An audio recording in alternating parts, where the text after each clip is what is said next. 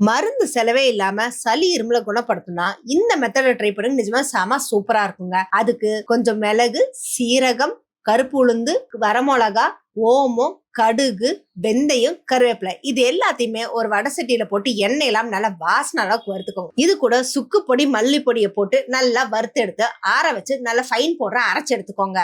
இன்னொரு பக்கம் கடாய் வச்சு நல்லெண்ணெய் ஊத்தி நல்லா காஞ்சதுமே கொஞ்சம் 1/4 டீஸ்பூன் கடுகு, கொஞ்சம் வெந்தயம், கொஞ்சம் சீரகம், 10 பல் பூண்டு, 15-20 சின்ன வெங்காயத்தை போட்டு நல்ல எண்ணெயில் நல்லா வதக்கிக்கோங்க. இது கூட ஒரு கொத்து கருவேப்பிலை, கட் பண்ணி வச்சிருந்த தக்காளி, கொஞ்சம் உப்பு, மஞ்சத்தூள் போட்டு எண்ணெய் பிரிஞ்ச அளவுக்கு நல்லா வதக்கி எடுத்துக்கணுங்க. இது வதங்கினதுமே இது கூட கரைச்சு வச்சிருந்த புளிக்கரைசலையும் நல்லா சேர்த்துட்டு நல்லா சலசலன்னு கொதிக்கும் போது அரைச்சு வச்சிருந்த பொடியை அது கூட போட்டு அப்படி இறக்கி வச்சு சாப்பிட்டீங்கன்னா சளி, இரும்பல், கை கால் வலி எதுவா இருந்தாலும் சட்டுன்னு சரியாயிடுங்க. மறுபடியும் வச்சு சாப்பிட்ற அளவுக்கான சூப்பரான ஒரு மருந்து குழம்புங்க.